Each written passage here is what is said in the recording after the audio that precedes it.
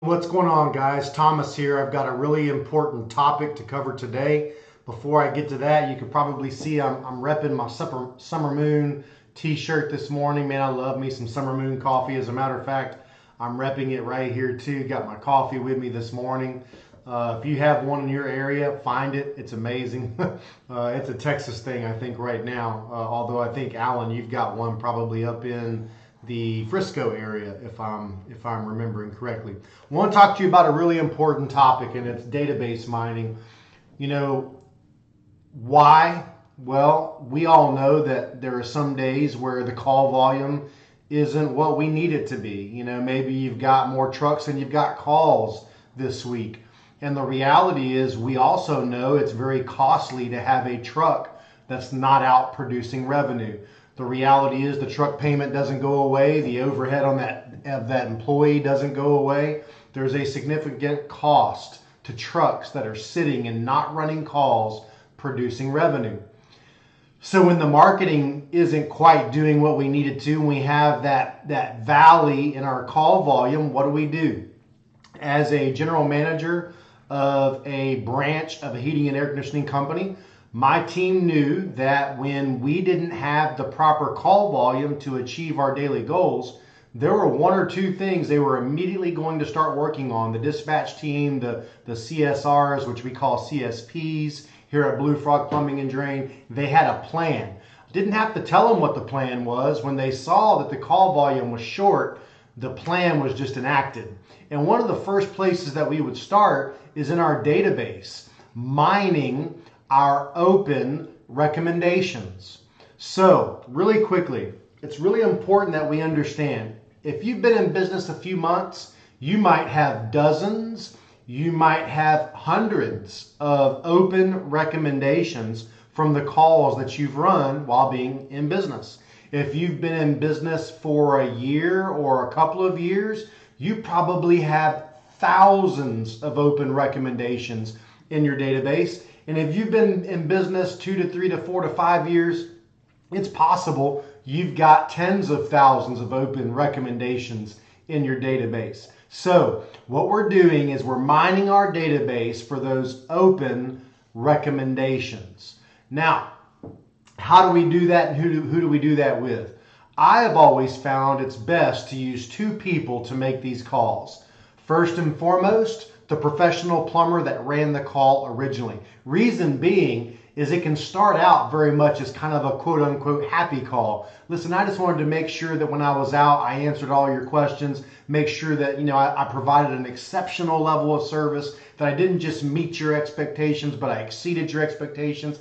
And I noticed that I made a couple of recommendations when I was there that at the time you had declined, right? So it's very good because the customer and the professional plumber likely had a rapport, a relationship built from the call that he or she ran. So it's always good, especially think about it this way.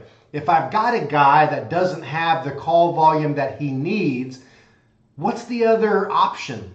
He's sitting idly by, doing nothing, earning no money for the company or himself. So let's put him on the phone. Start with the most recent recommendations and work your way backwards. It starts out very much as I just wanted to make sure, we didn't just meet your expectations, but we exceeded your expectations, that we provided excellent service, right? Exceptional service. Wanted to make sure I did a good job of answering any questions you might have. By the way, since I got you on the phone, I noticed that and he ties back to the recommendations. So that professional plumber can be a great resource for making some of these follow-up calls on recommendations to fill the schedule. Remember, the number one priority, fill the schedule. We need calls, we need revenue, right? Or else it's costing us thousands and thousands and thousands of dollars. Now, I've also found it very effective for an owner manager to make these calls. In the past, that was something that I would do. So I managed salespeople, which is a bit different than from a scenario standpoint than technicians. But our team leaders for technicians did the same thing. If there was an open sales call and they followed up once, maybe twice, and there was no movement, I would make a management call. Same thing for our technicians. If there were recommendations and the technicians had followed up once or twice on those recommendations, like I'm recommending you have your plumbers do, if they'd followed up and there was no movement, then the team leader for the technicians would make a management call. Here's what's interesting about the management call or the owner call. They will tell you things that they won't tell the professional plumber.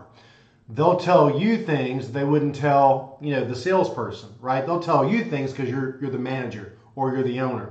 So a lot of the times you'll find out what the real reason was that they didn't choose to go with some of those recommendations. Maybe they felt like it was just something that you were trying to sell me. I really didn't understand why I needed it. Well, so this call just became really advantageous for two reasons. Number one, I just found out something about the way we're communicating with our customers that I can train on this week. Second thing is, as the owner manager, I can make it right and probably produce some revenue from this call.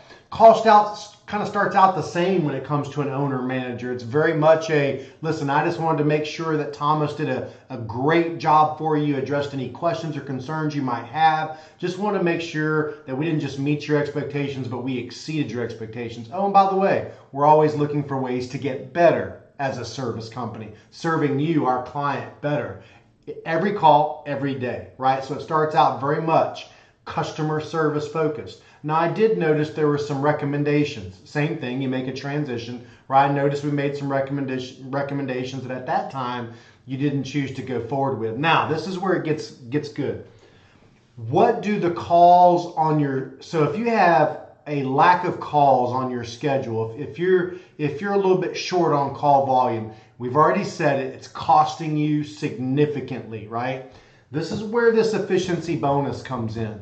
I'm not a fan of the word discount, and I never will be, but I am a fan of an efficiency bonus. What that means is this. We know how much it cost us to have a truck sitting in the parking lot, a plumber sitting in the office, the overhead, right? The expense of that truck doesn't go away just because we don't have any work for him on Tuesday and Thursday of this week. There's a significant cost in not having that truck on the road, running calls, producing revenue. Because there's a significant cost, it helps us to operate more effectively and more efficiently if we can fill those gaps. So that's what I'm going to explain to the customer. It's very costly, as you can imagine, in any business to not have your people in the field working and producing revenue for the business. The truck payments don't go away, the overhead doesn't go away, the benefits don't go away. It's costly.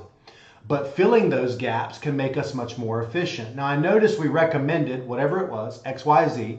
I'd be willing to offer a 5% efficiency bonus if you'd be willing to allow me to fill one of my openings in my schedule this week. By the way, so I'll just tie right back to developing the need and the want, going back to the call and that type of deal. Here's the deal though. It's not a discount. It's an efficiency bonus. I'm getting something from the consumer and then I'm in turn giving them something. They're helping me to be more effective, more efficient, and I'm passing those savings back along to them. By the way, that is so much more powerful a communication than a discount. A discount tells me your price was that percentage too high to begin with. Here, you're telling me there's a cost associated with openings in the schedule. And it's a heavy cost, a heavy burden. And by allowing me to fill that spot, that's going to save you money. And you're just going to pass those savings back to me. That's value added. That's not just a discount. So, couple of things. What do you do when the schedule doesn't look the way it needs to look? You need to know, based on your monthly revenue goal, how many calls at your current close rate and average ticket is it going to take to get there. And you need to be proactively looking at your dispatch board to see if you have enough calls to make the goal happen. Because if you don't have the volume to make the goal happen, you'll probably not hit the goal. So what do? We start here. We start by calling the open recommendation, starting with the most recent, working our way backwards. We start by having the professional plumber who doesn't have a full week call volume wise, making some of those outbound calls. We train that person how to make that call, happy call first. making sure we provided exceptional service. By the way, I noticed I recommended, and at that time you didn't, but I can offer you a, right? If you can help us fill an opening in our schedule, I'd be happy to provide you a 5% efficiency bonus. Right? If the plumber's not making much progress, owners and managers that are watching this video, man, it can be powerful when you make the call because they'll tell you things they didn't tell the professional plumber. Not only will you likely find a training opportunity from what you hear from the customer, you will likely be able to turn that back around into some revenue for the week because you're the owner, the manager, and they tend to trust in that position. And quite frankly, they see it as value added that you picked up the phone, cared enough to call. So mine your database. Call those open recommendations. Don't be afraid to offer a 5% efficiency bonus for filling an opening in your schedule. That opening cost you a tremendous amount of money. It does you no good to have that opening and sit there and go, man, I sure hope the phone rings. I sure hope we get a call. Hope never built a business. Activity, the right kind of activity that happens consistently will help you build your business. So it's just a very short video today on a really important topic. We've got some scripting on this already for this call, especially for the owner and manager call, but it's really the same for the plumber, just a bit of a different twist, right? So get busy doing this stuff. Listen, if you pick up an extra 2 to 3 jobs in a week from doing this at your current average ticket, what would that mean per week? What would that mean per month? What would that mean over the next 12 months? It would mean a bunch more revenue. Oh, and by the way, more profitable revenue because you've already paid for it once and you've already allocated that cost to the original job. This call costs you nothing, no additional marketing cost. Right? So it's even more productive and more profitable when you're following up on these open recommendations. Listen, this and a lot of other topics are the types of topics I like sharing with you guys. I want to help you to find ways to be much more proactive in your thought process. When there's openings, have a proactive plan to fill those openings in your schedule. Don't just hope the phone will ring. Have a plan that will produce calls and call volume and revenue and profitability. All right, guys, y'all have a great day, great rest of your week. We'll see you next time. We've got Blue Frog Plumbing and Drain Basic Training coming up in a couple of weeks. I'm really excited about that. New locations launching in the Blue Frog family. See you soon.